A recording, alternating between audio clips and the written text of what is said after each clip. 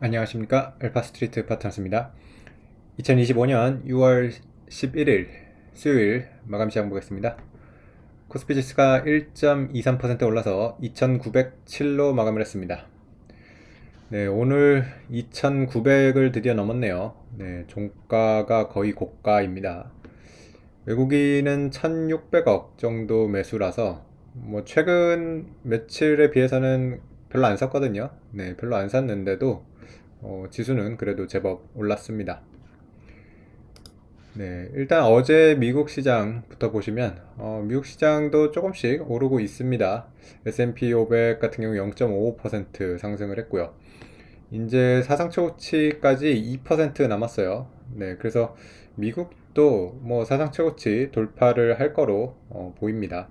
그래서 사상 최고치 돌파가 되면 이제 막 뉴스도 많이 나올 거고요. 그러면서 다시 증시에 대해서 좀 긍정적으로 이렇게 생각을 하게 되거든요. 네, 그러다 보니까 좀 이렇게 되면 좀 상승 쪽으로 올라가는 게 아닌가 하는 그런 기대가 좀 생기고 있습니다. 미국도 뭐 사상 최고치 돌파하면 올해 S&P 500 뭐 7천 까지 볼 수도 있을 것 같고요. 워낙 뭐 다른 나라 증시가 많이 올라가지고 미국이 또 상대적으로 많이 안 올랐어요. 네, 그러다 보니까 또 미국으로 이렇게 돈이 다시 또 쏠릴 수도 있습니다. 네, 일단 어제 미국 주 종목들 보시면 일단 테슬라 상승이 좀 눈에 띄었습니다. 테슬라가 5.7% 정도 올라왔고요. 테슬라 같은 경우는 이제 그 트럼프 대통령이랑 일론 머스크가 상당히 좀 갈등이 심했었는데 그러면서 굉장히 급락을 했었죠. 근데 이제 다시 또 어떻게 뭐 회복된 것까지는 아니지만은 그래도 이런 갈등이 더 심해지지 않는 것만 해도 조금 다행이라고 이렇게 생각을 해서 조금 주가는 회복을 하고 있습니다. 그래도 뭐 여전히 좀 많이 빠지긴 했어요. 테슬라 같은 경우는 뭐 400불 이상에서 이렇게 사신 분들도 있어가지고 300불대 아직 초반이니까 뭐 그렇게 좋은 주가는 아니긴 합니다. 네, 다른 섹터들, 다른 뭐 종목들도 보시면 대체적으로 그래도 좀 올라왔고요. 반도체가 계속해서 좀 좋은 모습입니다. 엔비디아도 1% 상승을 했고요. 어제는 보니까 인텔이 7.8% 올라왔고요. 그리고 마이크론이 계속해서 좀 좋습니다. 마이크론이 2.9% 이렇게 상승을 했습니다. 마이크론도 지금 114달러대 이렇게까지 올라왔고요. 우리나라 같은 경우도 이제 하이닉스가 좀 사상 최고치 가까이 이렇게 근접을 하는 모습이라서 지금 메모리 반도체 업체들 주가도 좀 괜찮은 것 같습니다. 다만 뭐 삼성전자는 좀 못 가고 있어요. 삼성전자는 이미 좀 메모리 반도체에서 상당히 경쟁력이 이렇게 떨어져 있다고 이렇게 판단을 하는 것 같습니다. 네, 그리고 헬스케어 쪽에서 일라이릴리가 4%대 오르면서 오랜만에 좀 헬스케어도 좋은 모습을 보여줬습니다.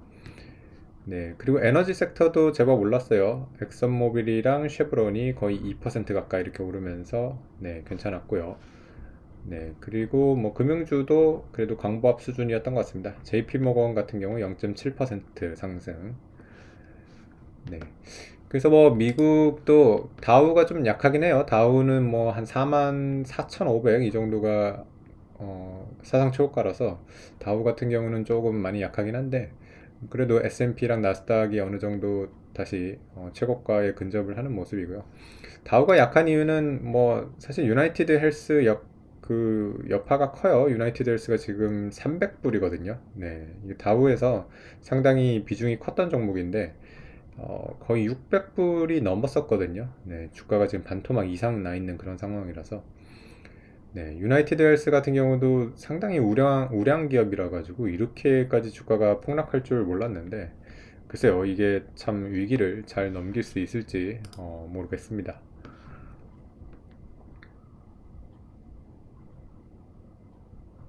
네, 그래서 뭐 다른 지표들도 보시면 달러 인덱스 같은 경우는 99에서 계속 움직이고 있고요. 우리나라 이제 원화 환율이 좀 올라왔습니다.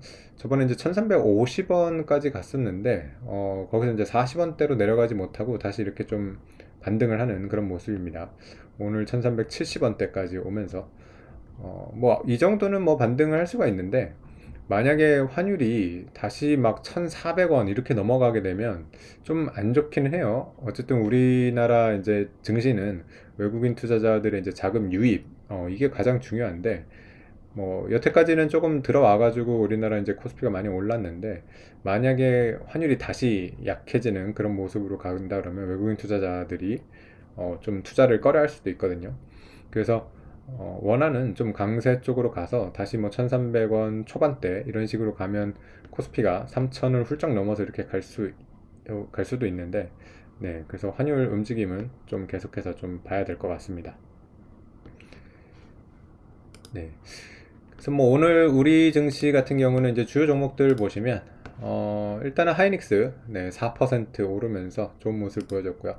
하이닉스 같은 경우는 작년 7월에 24만 8,500원 사상 최고가라서 오늘 24만 1,000원까지 왔습니다. 그래서 뭐 한 3%, 4% 정도만 더 올라도 사상 최고가 돌파를 하니까요. 네, 상당히 지금 흐름이 좋다고 볼 수 있겠고요.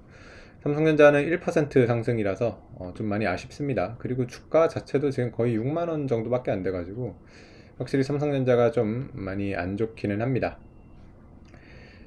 네, 그리고 오늘 또 괜찮았던 게 지주사가 다시 또 올라왔어요. 삼성물산이 4%, 삼성생명 5% 이렇게 상승을 했고요. SK스퀘어는 7% 상승을 했습니다.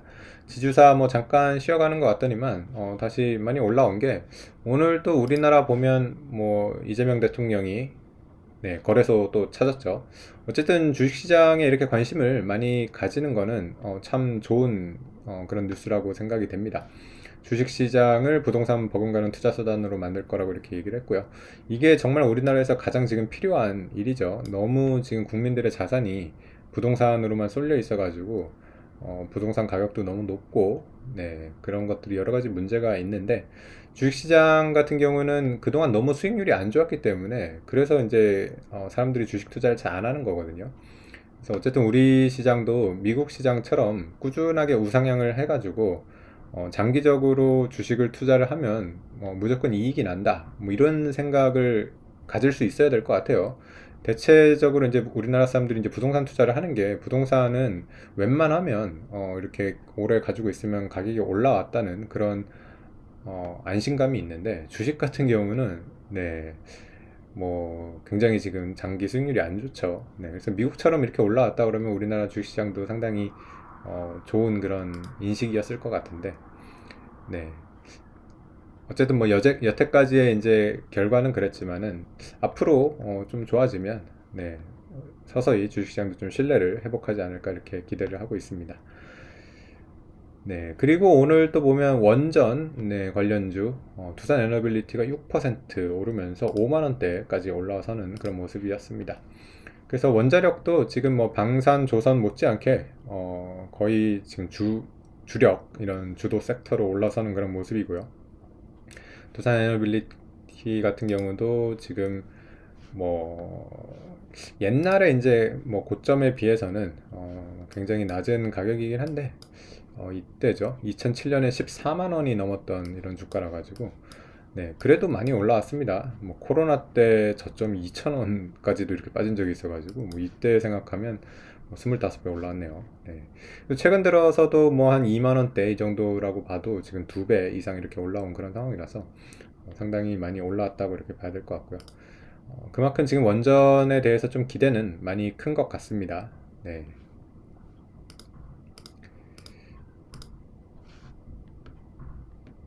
네. 그리고 오늘 좀 조정을 받았던 종목은, 네, 하나에어로스페이스 3% 빠지면서 좀 조정을 받았고요. 그리고 은행주 같은 경우도 오늘 좀 조정을 받았습니다. KB금융이 3% 하락을 했고, 신한지주 1.8%, 하나금융지주도 0.6% 하락을 했습니다. 조선주 같은 경우도 약간 하락을 했네요. 현대중공업이 2% 하락, 네, 그리고 한국조선해양은 강보합 수준, 하나오션도 강보합 수준, 이 정도로 거래가 됐습니다. 네.